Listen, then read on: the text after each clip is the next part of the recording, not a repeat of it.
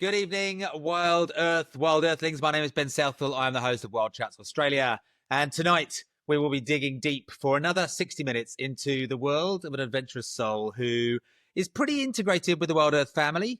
Over the last 60 odd episodes of this program, we have spoken to different people who have been involved in the adventure space, from lovers of the great outdoors to hikers to people that plan expeditions to people that scale mountains in the Arctic. And now we are bringing it a little bit closer to home than the Arctic. We're bringing this conversation with Ollie, all about the Himalayas, all about Ama Dablam, all about the sexy mountains of the Himalayas. Ollie, welcome to Wild Earth World Chats. Thanks, Ben. Thanks for having me. And what an intro. I'm looking forward to ripping into the Himalayas. Ollie, just for 1 second, or for maybe 30 seconds, introduce yourself and tell us who you are. Yep, sure thing. So my name's Oliver Foran. They refer to me as Ollie, but I am an Australian mountaineer aspiring to climb the 14 peaks and basically any other high mountain that's out there. I was a real estate agent for 5 years, and a semi-professional sportsman before that. So I've got a huge sporting background, football from your country, Ben. Nice. Love it. I love the fact he calls it football, not soccer. That's a win. Tick. Yeah. Yeah, and then have basically just found this absolute love and stoke for climbing high altitude mountains. And that's the direction I'm now taking my life. I absolutely love everything to do with it. The peaks, the troughs, everything. So it's probably my elevator pitch.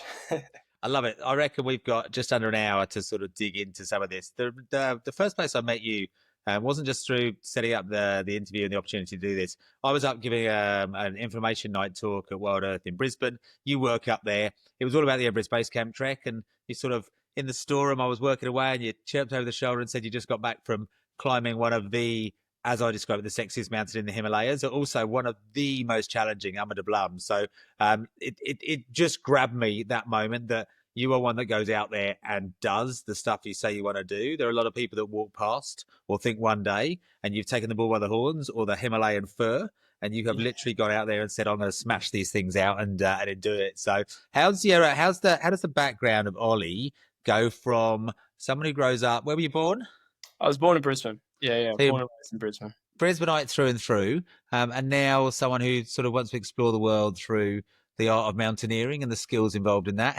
Where did you go to school? How did you grow up? Tell us about the early days of Ollie in good old Brisbane. Yeah, mate, definitely. So I had an amazing childhood up until about 15 years old. I was playing football since about six. That was my absolute passion, and it's all I thought about. I was a bit extreme in that regard. So it was just football, football, football. I went to Iona College as well, and there as well, football, football, football. And then at about 15 years old, unfortunately, my mum passed away from brain cancer. And that kind of like shook everything up completely. And then there were a few years there where I'd focus on football, but struggling a little bit. So then I ended up getting a scholarship to go over to America to go to university to play football and study. And then that didn't really work out. I came back, got into real estate, but I always had this extreme, I guess, dedication and focus to whatever my thing was. And for most of my life, it was football. Um, then I got to the age where I guess you kind of realize that you're not going to become a professional footballer. The chances get very slim. And yeah, that's when I really focused on my real estate career at that point. And once again, the extreme focus came in, and I just dedicated everything to it. And then I realized, oh wait, I haven't really done much traveling. So traveling was always a big thing for me. And then I took the back end of last year and beginning of this year off, and basically went traveling around the world. I've always been doing a little bit of rock climbing as well. So I guess that's where the climbing aspect came into it. And yeah, I was overseas and kind of made my way to the Himalayas, and that's where my journey with mountaineering began. And it was like one of those situations about like love at first sight. I I saw it and I was like, this is so me. I absolutely love it. everything to do with this, and it's just gone from strength to strength since then. So yeah, I don't have any plans to slow down. That's for sure. It's interesting, sort of growing up with something as almost non-Australian standard as falling in love with football, as we call it in England and Europe, soccer as it's generally referred to over here in the US. But interesting that was sort of your path and your journey. Who were you playing for over here? Was it all local school stuff? Were you sort of getting to any level where you really thought the big time was going to arrive in Australia, or was the America the catalyst for maybe something bigger coming of it? Yeah, so I was playing like local first team football from like 16 onwards. So Wynnum Wolves was my, I guess, the people that gave me my first senior cap. Yeah. I was so young then. Hey, I was this Do you have a Premier strong. League team that you loved? Yeah, mate, Arsenal, Arsenal. Yeah, no, okay, all right, true Yeah, and true, hey. yeah, big time. And obviously, a massive thing when you're growing up at something that's as impressionable as the age of 15 to lose your mum and stuff must have been a massive, a big moment of transition for you as a young man to sort of take that next step to grow and to do things. America must have been quite a hard time to sort of be away from things that you knew to then sort of travel across the other side of the world and try and forge your own identity. Big time, big time. But the good thing, I guess, looking back and everything's great in retrospect. That part of my life really kind of defined the rest of the rest of my life up until now. Like I really had to learn to look after myself, think on my feet, because I was 18 years old in this country. There was two other Aussies in my team. Everyone else was from all walks of life, and yeah, it was one of those situations. We were one of the youngest boys in the team, so yeah, you had to learn a lot and learn to think quick on your feet as well, which carries into what I'm doing now, big time. It's So very different, the white lines of a football pitch compared to sort of the wider space of falling in love with the great outdoors. What were those sort of early points of life where you got away? Was it with friends? Was it with family? Were you into camping? Were they really sort of alien things to you at that stage in life? no, no, no, no. So I was really lucky with my parents. Our holidays were spent camping. Yeah. Yeah, so I had, I'd been given access to, bush camping, beach camping, everything since then. And then I had a really, really good group of mates, which I still have today. And we're all about camping. Like I call my car the Rock, and it's Yeah. a Amarok with a rooftop tent, and I that love it. thing's been more than Perfect. most. There's Yeah, something wonderful about it. I mean, I'm really lucky in a sense that I've spent 20 years traveling the world with this old thing with a roof tent on the top and using that as, an office and a base camp. And wherever you lay your hat is your home. Wherever you put your roof tent up is your home for the night. Or if yeah, you really like it, it's 2 nights or 3 nights. And those connections you get with people when you're in those places, whether it's Agari, whether it's going into the outback, whether it's into Springbrook, where you set up those tents with those people, you forge a relationship, not just with the people you're with, but that location in the great outdoors. You got sort of favorites that you remember in those early years? oh yeah, definitely. Rainbow Beach, Yeah, that was a favorite, definitely. Down at Yamba, Yamba's stunning, and like still to this day, we'll go out of our way to head down there for a weekend. The surf's amazing there. The beaches are beautiful, so that's always been a favorite. And then just smaller trips, to be honest. The Glasshouse Mountains, yeah. love that. And if you're visiting this part of the world, I think that's a staple. I think not enough people visit there, so it's Absolutely. stunning there. I was lucky enough. I was camping on the weekend. I went up to a place called Kookaburra Park, just north of Mullaney. Got a 7-year-old. There's farm animals and all that sort of stuff. But I hadn't. The route navigation was telling me that the M1 was absolutely a dog show, and it diverted me through the back end of Sanford up through Mount Mee, and that view back across the Glasshouse Mountains from Mount Mee as the sun was setting on a crystal clear winter's day. You look back and you go, "We are in a very, very lucky part of the world." 100%. It's a shame it's not 6,000 meters higher. Yeah, totally. But then there'll be too many other people there as well, and the Yeah. queues would start. So no, I hear you. That was I suppose the touch point of the outdoors and getting to know and fall in love with that sort of thing. Were you at that stage even looking at apart from maybe a recreational climb or two? Were you looking at anything in the way of bigger stuff at that age? No, no, no. The big stuff really came recently. And I think it's become, I guess, a passion more than anything. Like you just you experience it once and it just grabs you, and you're like, it's one of those things where I feel like it'll either turn you away or it will grab you, and it hooked me big time. But when I was younger, I wanted to climb Everest. That was always on the list to do, but had no idea how I was going to get there, to be honest. So is that the aspiration of seeing other people do it? Is it because it's the biggest in the world and you just need to be up there? What sort of is the driver to say that I need to get to the top of the world? It was definitely like being young and just having big dreams. To be honest, it's the Yeah. top of the world. And it's you can't get higher standing on ground. So yeah, as a kid, you always read about it in books, saw it in movies, and I was one of those big dreamers. And I was like, I'm gonna do Go out that baby. that. Yeah. Now it kind of looks like it's gonna happen, which is pretty cool. So really, Nice. So the journey, we've got a lot of stuff to go before we can start to sort of look at broaching the South Summit and getting up the Hillary Step and sitting on the roof. But in terms of when you think about then your first steps into the world of climbing, there's a lot of people that sit and listen to this show and they think about, oh, maybe one day, I'm just a recreational climber. I just go to Urban Climb or I just go to On Belay and I go to the local gym. The transition to go to the outdoors for some people is a big thing. Where were you sort of frequenting with your friends to get outdoors and get that sort of introspect and that feeling of being on the ledges? yeah, sure thing. So school camp, primary school was the first time I ever had like big. Well, we were abseiling more than Yeah. climbing. We did do a few climbs, but you're kind of standing on the edge there and you just get this rush. Obviously, you're like locked into an anchor and everything like that.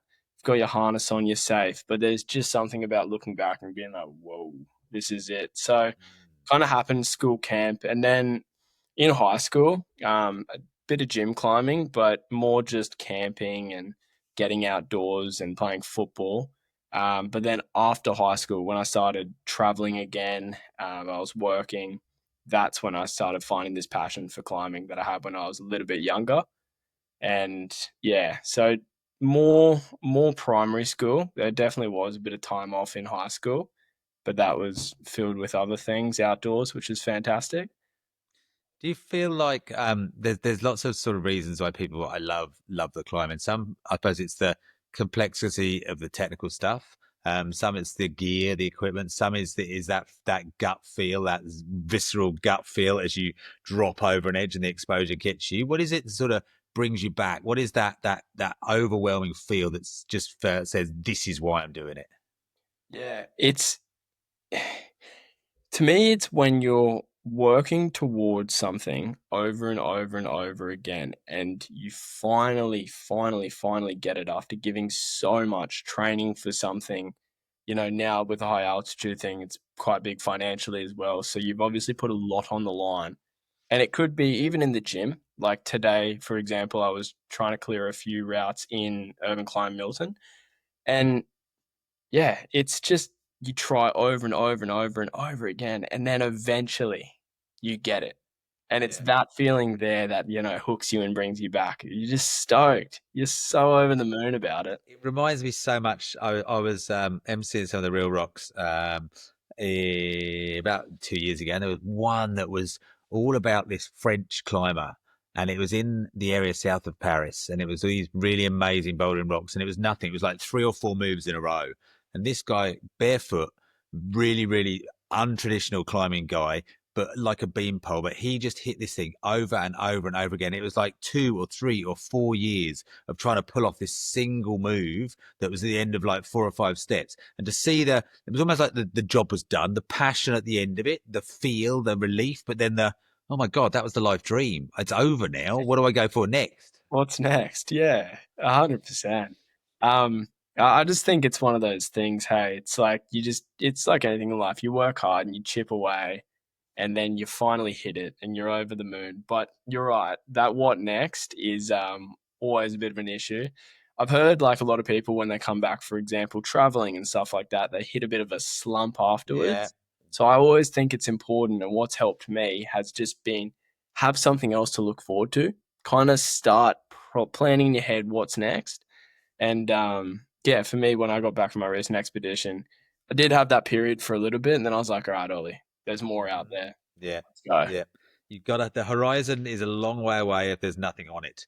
It's an Exactly. infinity thing. So if you, even if you got in the distance the ship, and you know that you've made the investment in the flight that is that journey to get you there in a year or 2 years' time, the post-expedition blues are a continual thing that I have fought with for since '97. What do I do next? Where do I go next? What do I plan next? And I've got Africa in 4 days, and then I've got back to Nepal in October, and it's always having this thing on there. I think it's probably some form of channeling your ADHD, which means that you've just got to have something else to keep you amused, because life is mundane, life can be boring, and if you haven't got something to look forward to, it can be a bit monotonous.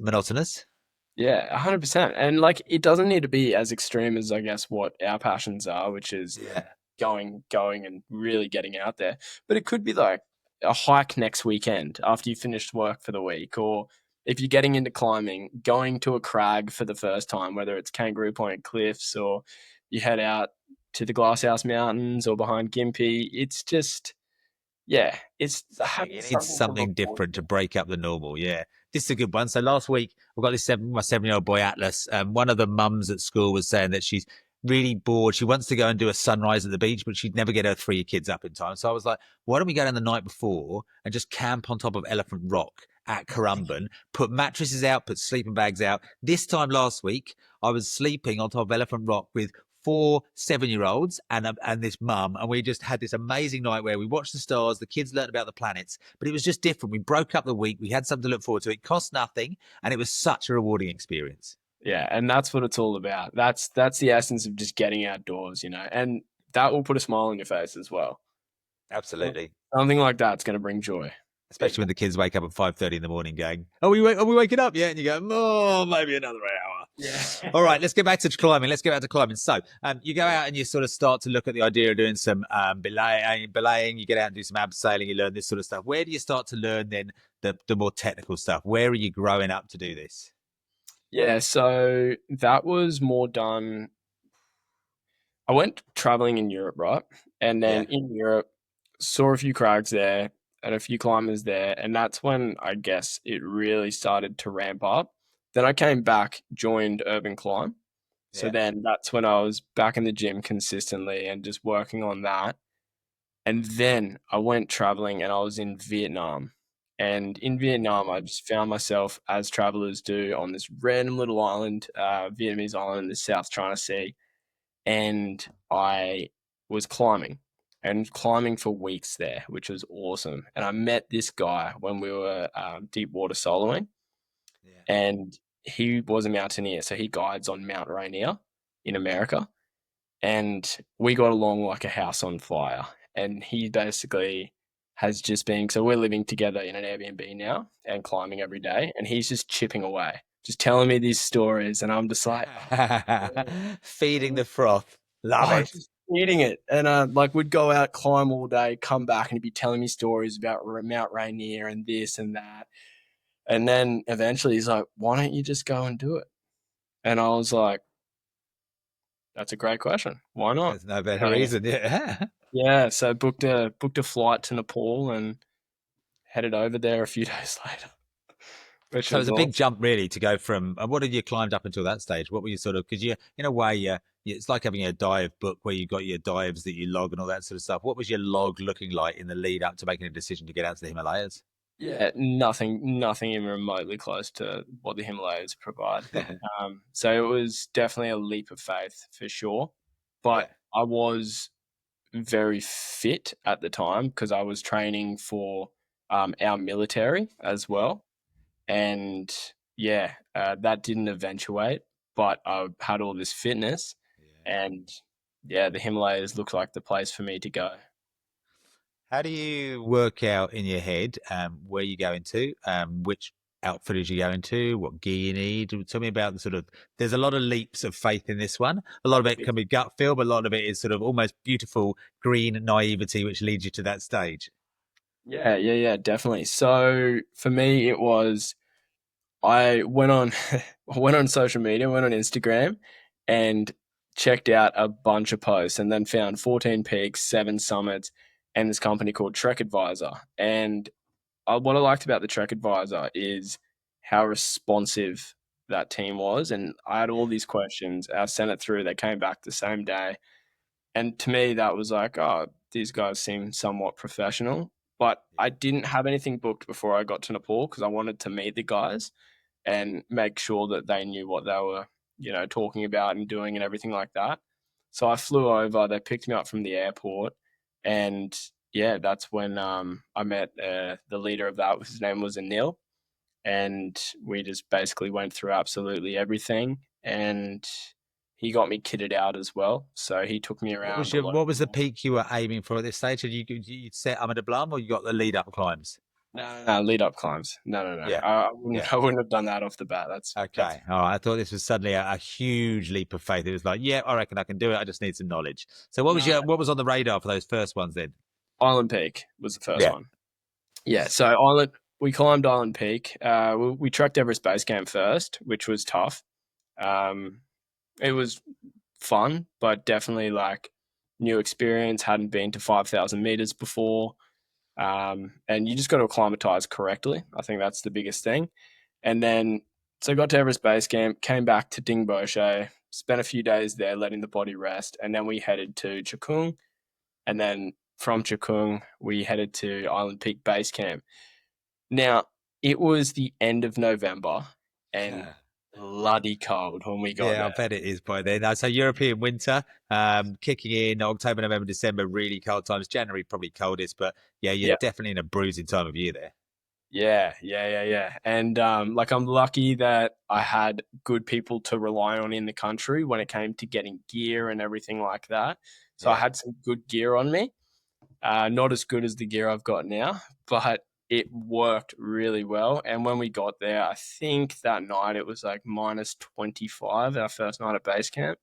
So just, yeah, crazy cold. Properly And like a feeling it. new kind of cold because it's us Aussies don't really experience that too No, often. and again, that is one of the biggest steps, isn't it? Is not only are you going to a new country, you go into the elevation, you're also dealing with temperatures that people that certainly grown up in southeast Queensland, even tonight, no, I'm sitting here tonight, it's going to be 9 degrees here in Queensland, and everybody is wrapped up super cold. But to go and deal with those cold temperatures with houses without insulation, it's definitely a big physical and mental battle to go and do it. Gear in those days. So what were you wearing? What were you getting? What were you Yeah, doing? mate. So I had a big old North Face puffer, which was Yeah. good. Um, that kept me warm. And then I already had a base layer just from traveling. So I was a 200 GSM Merino. Yeah. And then what else did I have there? I had a fleece. That was kind of my layering system then and there. And I did bring an extra jumper as well, which was like a soft shell, but I didn't end up using it on the summit push.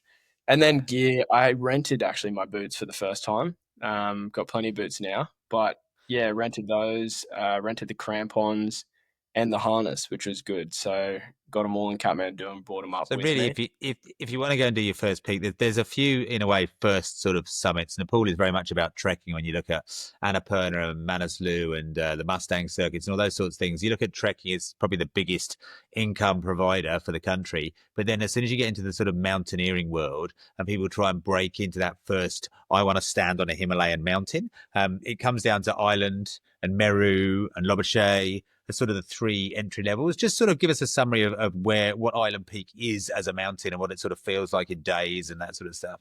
Yeah. So for your first, if I had it back, I would have done Lobuche before I did Island. Um, Island was interesting because the thing about Ireland is they don't normally set up the high camp that often. So a lot of it you're pushing from base camp, which is just over 1,000 meters below the summit. So it's 1,000 meter climb, and then you come back, obviously. Now it was very cold, and you leave at about 12, about midnight, um, and you're climbing for roughly 9 hours to get to the Wow. summit. Yeah. Well, that was for us, and it was so cold. We had big wind between -25, -30. Like everything's freezing if you take it off. Um, the climb itself starts with a decent trek, and you kind of, you probably get 500-600 meters out of that trek, Mm-hmm. and then you basically traverse this glacial area, which never used to be so pronounced as well. So it used to be a little bit safer, but due to global warming, it's big, deep crevasses. You see everything. and then you get to the foot of this wall. Now the wall starts with rock, and then about halfway up turns to ice. And I saw photos. The Sherpa that took me up there, we're good friends still. He sent me photos of it this last season, just gone, and it's looking, rougher and rougher. Wow. Changing Yeah, that so significantly over that short of time. So at this stage, you roped up, you got harnesses on, you got crampons on, you climbing boots. What gear are you sort of wearing to get up these bits? yeah. So basically, once the trek's done, you get to crampon point, and then we'll put our crampons on, put the boots on, and then we'll do the glacial traverse. That's where we're just roped into each other. There's no Yeah, fixed line across there. And then once we get to the climb up, which is part rock climb, you're Jumaring most of the way, but it's pretty big. yeah. And that is when you're, Jumaring, using your crampons in the ice. And it's kind of your first taste of what ice climbing and proper mountaineering is like. How did it feel? Energized rush or a little bit of anxiety and nervousness with it? I mean, it's a mixture of everything, isn't it? Yeah, 100%. Like, I think it's just one of those moments we were climbing for hours, and then I like kind of, the sun started coming up, took a second, looked back, and I was like, whoa, this is so cool. Oh, We're that's so the bit where my hyped. belly goes. Whoa! Yeah, Yeah, love yeah. it. So Island is it's a good intro, but you'd step in with Lobochet in there first as your intro. I think so. If I was to do it again, I would do Lobochet, because we climbed Lobochet to acclimatise for Ama Dablam, and Lobochet was great fun. Like, it was Yeah. just an awesome climb. There's one big deep crevasse that you'll cross right at the summit, pretty much. But apart from that, and then there's a little bit of jumaring up and using your crampons to kind of walk up the ice wall. But apart from that, it's just stunning views of Oh, all of yeah. the Sagarmatha National Park. You see Ama Dablam the whole climb. You see Tabouche the whole climb. You've once you get up there, you can see Everest clearly. You can see Lhotse, Nupse. It's just awesome. I It's say so yes in that sort of almost jealous kind of way because I know I am lucky enough in October to be heading out there. We've got a group of 17 people from Entrepreneurs Organisation going out to do our very standard base camp trek. And this year we've opened up the concept of does anyone want to go and climb Lobuche? And we've got 4 or 5 people that have already signed up. So I am feeding off every word that you're putting out about the anticipation about what lies ahead. So yeah, super stoked to go and do that. So anyway, back to you and back to Island Peak then. So you sort of get up Island Peak. What's the feel like on the top? How high are you at the summit? yeah. So at the summit, we're about 6,189 meters. Had a very clear view of Lhotse. Couldn't see Mount Everest because it was obviously tucked behind the other ones. Um, it was, and we could see Makalu as well, but it Yeah. was stunning up there. You just get this, 360 panorama of the area around you. You can see everything you've trekked the days leading up to it, and it's just one of those special feelings. And the crazy thing is, when you get to the summit, you kind of just forget everything that you've just done to get there because you're so just encapsulated by being at the top and seeing it all. So you just get this rush of energy. And yeah, I took a silly challenge up there. I got challenged by one of the Sherpas to a push up competition. And it was Good idea so against the Nepali. Yeah, acclimatization is their normal state. exactly. Yeah. So I learned a lesson there. Never accept a challenge at a summit like that. So Ireland is done and dusted. You sort of come down from that. Is it a week in total to turn it around and get back down again, back to Dingboche? No. So it was up and down in one day, and Right. then Okay. so because the season was we were the last climbers on the mountain. So we basically got back down, and there was like they were closing base camp, everything like that. So we had to then walk that day through to Yeah. Dingboche. So it was a huge day. I think we were on our feet for like 21 hours. Yeah. Um, Wow. but Slept well that night then. But oh, satisfied and rewarded by what you've done. And then at that stage, you talk about having the next thing in your head. Were you already micro planning what might come next? You've been observed by Ama Dablam the whole way. 100%. Which, like, the people that you're taking on the trek in October will notice as soon as you get to Namche Bazaar, your eyes don't go off Ama Dablam. It's crazy. It's like it's just always there looming over you, just checking out the whole area. So yeah, we got back to Dingboche, and it's right there when you're in Dingboche. And I just said to my guide, I was like, I'm climbing that next year. And he's like, I got no doubt.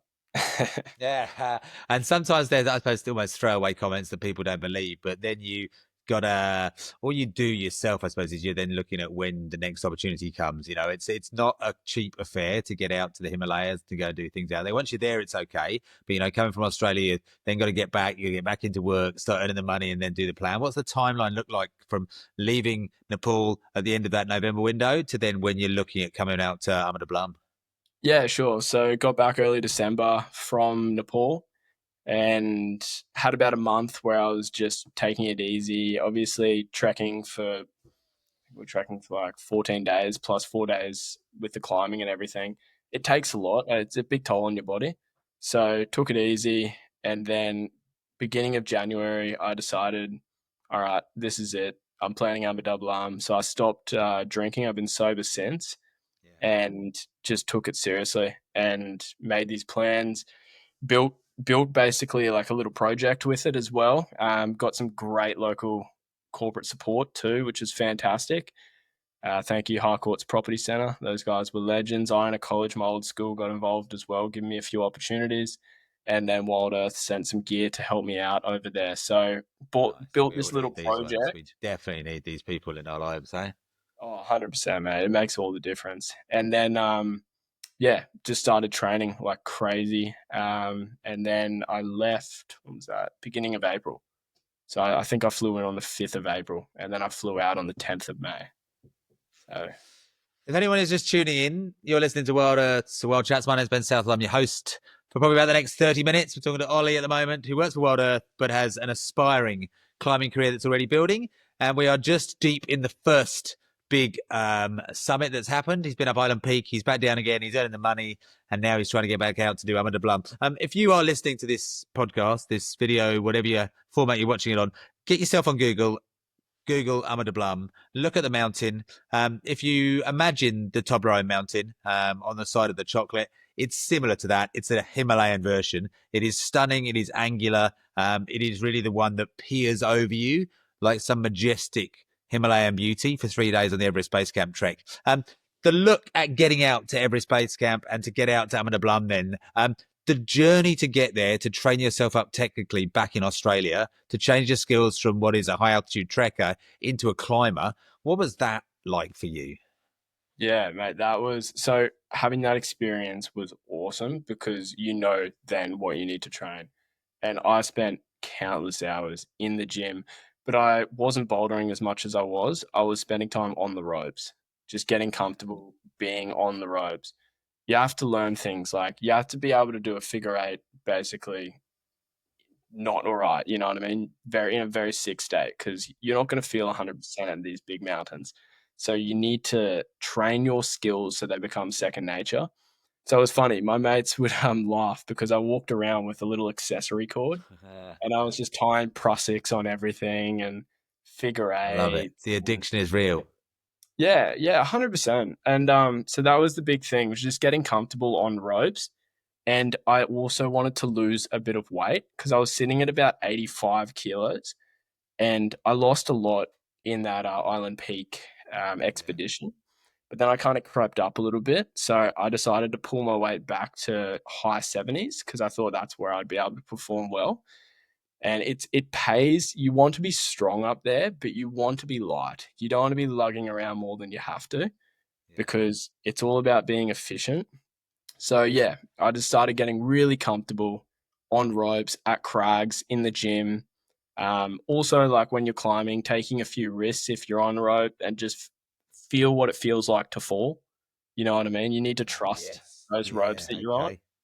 Um, and then yeah, rope skills and just a lot of zone two fitness work. So whether it was cycling or running, I did it both. And you're never going to spend too much time above, say, 140 BPMs up there. And if you are, you're doing the wrong thing. Yeah. But you need to be able to, as you know, through trekking, you need to be able to go for a long time. So just building that base was super important. But they're the things I focused on when I got back. So the journey to get to Ama Dablam, then you go into the same mountaineering company, the same outfitters. You sort of build yourself up and get your trip planned. Were you trying to find other people to go with you on the journey, or was it very much it's you? I'm on my solo journey. Whoever I'm there with, they will be my climbing partners for the experience. So so because I wanted to build this, right, and I wanted to become something that's an integral part of my life, I met I decided to go with the best climbers. I met a guy when I was over there. He came and checked my gear before I went and climbed Island Peak. His name's Gesman Tamang, and he was part of the 14 Peaks team in that documentary. So we started chatting. We became really good friends, and he's an aspiring IFMGA guide. So he is a wealth of knowledge when it came to the mountains. And we were video calling like twice a week when I was prepping. So I went with him because I Yeah, wanted him to be my guide. yeah, right on. And he's a friend. So I trusted him as well. And trusting your partner and guide is one of the most important things up there, especially when you Absolutely. get to those more technical mountains, because you literally need each other. You know what I mean? Like I, for example, when we were pushing on the summit of Ama Dablam, I was roped into the guide. You know what I mean? And he was roped into me. So either of one of us could, help the other out if something went wrong.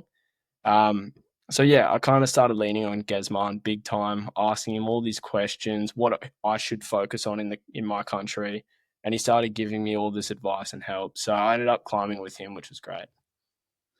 Ama Dablam itself is a technical mountain. There's a lot of exposure. The base camps, when you get towards the high base camp, there's some massive drops. If anyone again has Googled the Ama Dablam base camp, have a look at it. It is a little patch of snow and ice that is about as flat as you can get with that massive drop down there. What is the journey like to go from, I suppose you're leaving Namche, you're doing the trek up. How long is the journey to get up to ultimately the summit?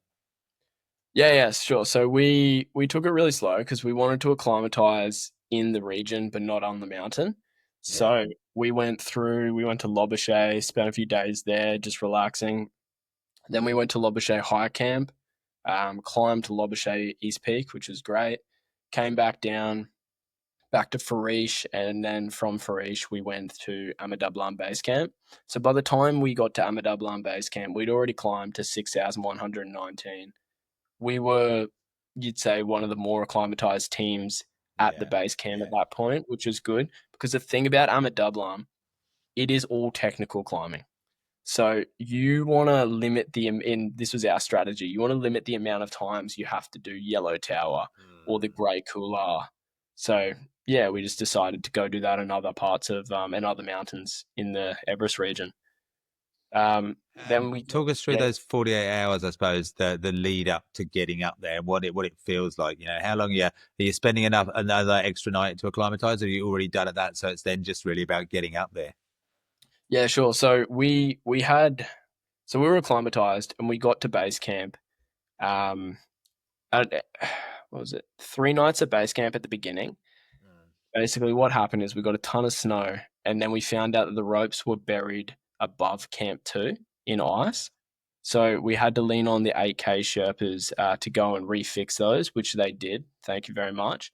And then we basically had two teams at base camp, right?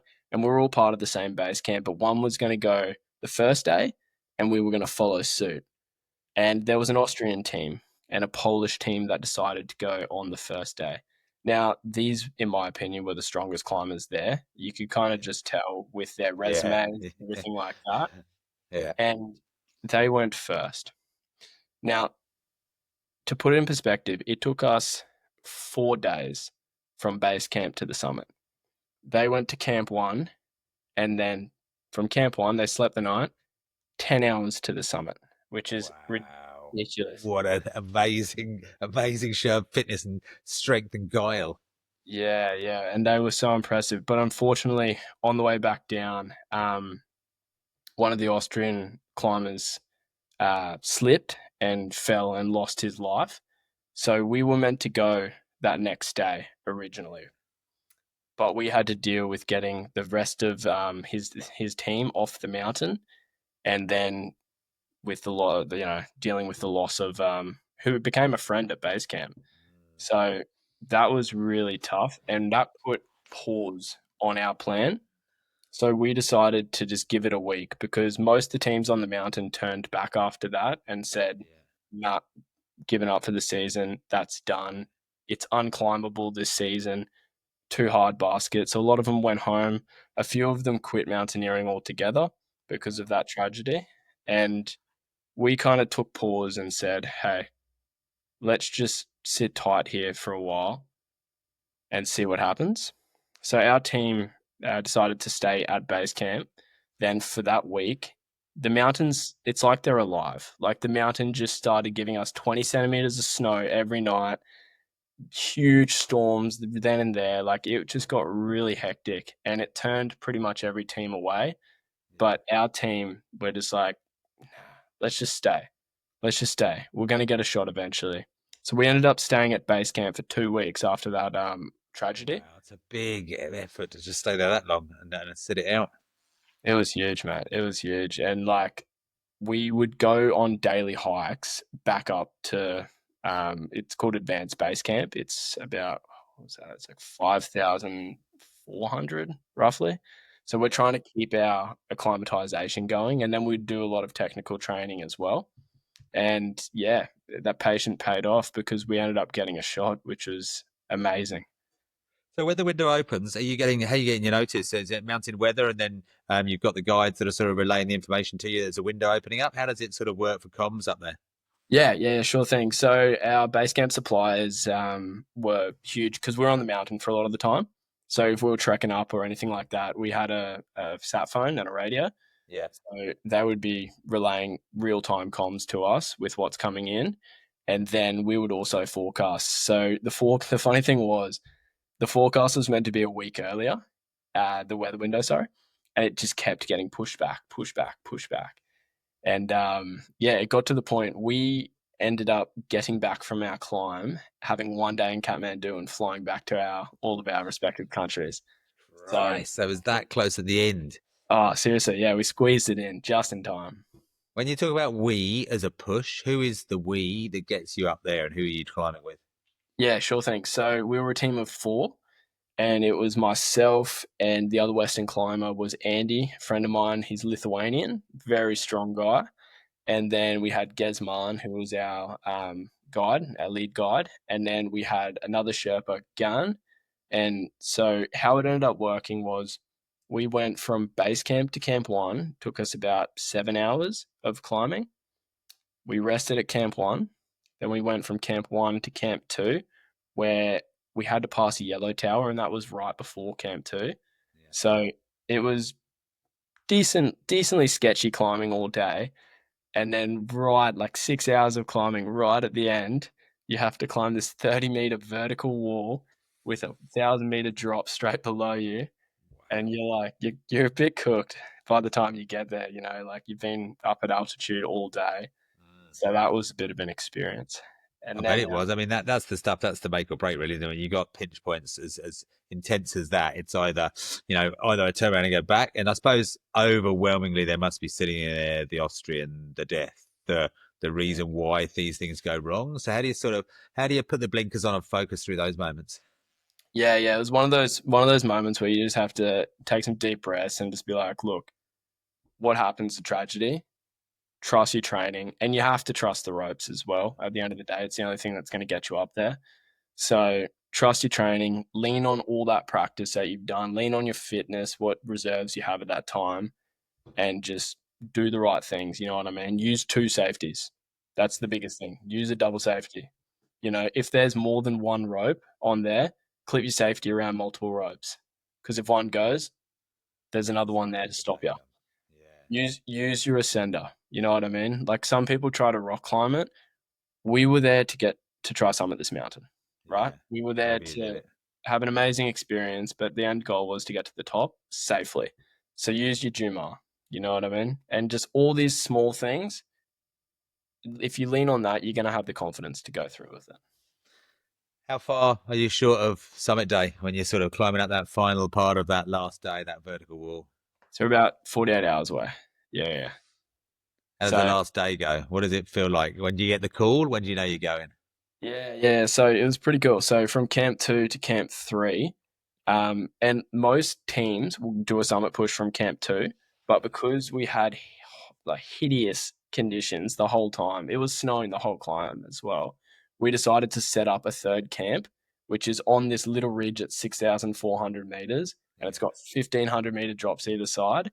So from camp 2 to camp 3, it was an 8-hour day of climbing, and we had something. We had to climb something called the Great Couloir, which anyone who's climbed Ama Dablam and listens to this podcast will know that this was just the biggest burner. Wow. You're on your Jumar for 4 hours straight, and it's just snow and ice everywhere, and it's like this.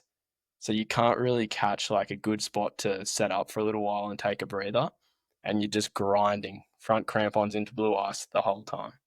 Um, Wow. Wow. yeah.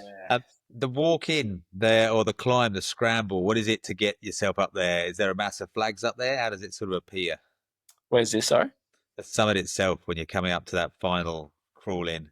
Yeah. So the summer days, it's a monster day. So from camp 3, you leave like we left at about 12:30 in the morning, and the first part of which I'll show a video and a photo of this. It's just a big blue ice wall with the Dablam hanging off the side of it. So you kind of have to climb like under it, then next to it. And Oh, this thing is a monster. It's yeah. so big, and you're climbing for hours, and you like feel like you're not even getting past it at all. And then basically, once you clear the Dablam and the blue ice, you go around the side of the mountain, and then you come back, and then another big blue ice section up, and then probably the most teasing part of this climb is you get up and you think you've got to the summit, and it's just another ridge. And that Oh, the happened about false bastards. yeah, it happened about 4 times, and then yeah, we got about 200 meters away from the summit, and the rope kind of just ran out. It was buried in ice, but it was flat enough for us to safely rope into each other and just Wow. traverse up to the summit because no one had been up there since Yeah. that tragedy. So it was just uncleared. You kind of had to trailblaze a new path in there, and it was And a that's, I mean, that's sketchy in itself. Isn't it? I mean, it's the pure alpine climbing in a way that you're going out there and forging your own path as opposed to following another line. But to be able to do that, was the conditions still pretty hectic and snowy at that stage, or they opened up the heavens? no, it was still snowing. Yeah. All my summit photos, like I got a little Yeah, peak of Everest in there, yeah, but all the summit photos were grey skies and a little bit of snow around. So the real conditions, conditions. yeah, real conditions, and Yeah, having it that tough, you know what I mean. I feel like it's kind of set me up now for yeah. other climbs, um, which I'm really excited to get into. They always talk, everyone says that most people die on the way down a mountain. How does it sort of feel? You've done that big adrenaline release, you've got the top, you've got your photos, and then you've really got to strap in because this is the big bit, the tough bit. How do you pull enough resources and energy from within you to then take that on safely? Have a good team. Have a Yeah. good team. 100%. I couldn't imagine climbing alone. Um, we were cooked. We were cooked. We'd been grinding for 9 hours to get up there. So we just lent on each other. Like there was one moment which was pretty wild, but I was basically on my anchor in it. Sorry, on my rope in an anchor. So I was anchored in, and I was changing my ATC. Couldn't fit my ATC. Sorry, couldn't fit the rope in my ATC. So then I was like, what do I do? Yeah. And then lent on the training, French Prussic. Okay, cool. So put both safeties on and then did a French Prussic all the way down this rope. And it was steep, like super steep. And that's like moments like that is what I was talking about before. It's like know your stuff before you go up there. Know how to do this because it could literally save your life. Yeah. And those little things like the little knots that you'll use or the Prussics or anything like that, they are important. And like the Sherpa, my Sherpa gun had already gone down. So I was there by myself. And I feel like if I didn't know that, using your hands to go down, Yeah. was it Sherpa repelling? No. Were you suffering at all at any stage from frostnip or frostbite? Were you losing dexterity in your fingers or the toes? Yeah. My toes were fine. My toes have always been good. My fingers, they were a little bit white by the time we got back to camp 3. I Yeah. was also had like 2 big gashes on my lips, and we were just strung out really badly. That was super nasty there. When do you start to sort of pat yourselves on the back? Is it when you walk into Damphy Bar in Namche, or is it when you get down to that sort of lower camp and you realise that you've actually achieved what you went there to achieve? Yeah, like I didn't really, I guess, realize what we'd done. Like you're kind of just in a fight or flight the whole time Mm, up until being back in Kathmandu, to be honest. yeah. Everything was kind of like when I went to Lukla and went to hospital there because I was just dehydrated. So yeah, it's. I feel like coming back to Australia actually was when I kind of realized like the gravity of what I want. Mission accomplished in a sense. Yeah. Yeah, that's it. Yeah, so I think like now I can really look back and appreciate what we did. But yeah, it's just the thing about mountaineering is you got to be patient, right? So I think by us being patient gave us the best opportunity to get a summit. If we weren't patient, I don't think we would have summited this season and would had to go back and project it again. So yeah, I'm patting myself and the team on the back now. That's for sure. What was your favourite or your most surprising piece of gear that you had with you for that climb? One of the things that, yeah, my God, I didn't know it was so bloody useful or I needed it or whatever else. Yeah, that's a great question. Um, I'm gonna say I'm gonna say my shell jacket. To be honest, Yeah. yeah, I loved my shell jacket, and probably my beanie. What That did you was share? it was a Mountain Pro shell jacket Yeah. that Yeah. Wild Earth gave me before I left, and I used that pretty much every day because it was snowing pretty much every day there. So You it can't get was away cool. from I it. just put it on, pull it tight, and then it's just like you're blocked out from the rest of the elements, which Isn't is it? cool. It's when we do our Arctic trips, and some of the gear that we have, you realize the value of high quality technical gear when you're in Yeah, the conditions that demand it. If you go there with something else, you're uncomfortable, you're cold, something leaks. You go there and you try gear, and if it succeeds, you fall in love with it and you rave about it. I think that's the beauty of these harder, more testing expeditions.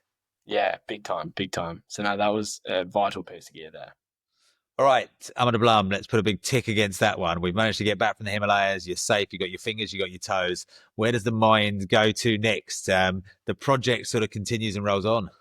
Yeah, for sure. So it's always been a dream of mine to raise money for brain cancer. Obviously, it's impacted my family so deeply. And at the moment, I'm in the process of building a project which will be a world record attempt as well. And that's going to involve a climb of Everest. I Yeah, won't, I can't give too much details just yet because I do just want to get it sorted first before I yeah, I understand. start I shouting it understand. out. You don't have to Um, break it on this. We'll do it on the next episode we have with you. yeah. But the good thing is, so well, good or bad, because I want to climb Everest next. That is my goal now.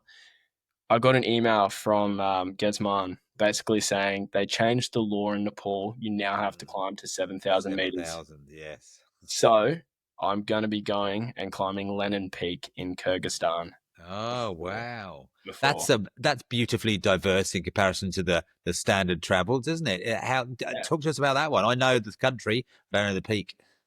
Yeah. So it was always talked about when we were on Ama Dablam in our team because Gesman had guided on it a few times. Right. And he reckons it was just one of the most beautiful peaks he'd ever been to. It's a good, like, it's very challenging, of course. It's 7,000 meters, but it's not as technical as the stuff that we just climbed. Yeah. So it'd be really good to kind of test some new gear on there and kind of a bit of a different style of climbing as well. So my Yeah. plan to do Lennon Peak is to go a bit more unsupported, not in the way that I'm going to be going by myself, definitely not, but I want to be carrying more of my gear to the top. And so it was kind of cool how it worked out because now I can go climb a big mountain again. I can test some new gear and a new style and really test myself at the same time. And it preps me for my big goal, which is Mount Everest. So I was, when I got that email, I was like, damn, let's sweat. This is the time. Is it? What time of year do you go and do it over there? Is it a summer mountain? Is it a winter mountain? Yeah. So it's more of a summer mountain. So I'm planning on doing it in August. Nice. That's not far away. Yeah. Well, it's good. Like I've still got a little bit of the fitness from Ama Dablam, everything, and I've still got the itch. So Stunning uh, part of the world, beautiful, wild, untamed, no fences. It's just a crazy, crazy country.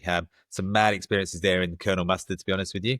Had oh, about three really? weeks there. Yeah, driving in from the south, from China into Kyrgyzstan and then to Uzbekistan. So I haven't been up to some of the big mountains, but some of those lakes and the views and the vistas, just stunning. So yeah, take a damn good camera. Learn to be a good cameraman on this one and document it.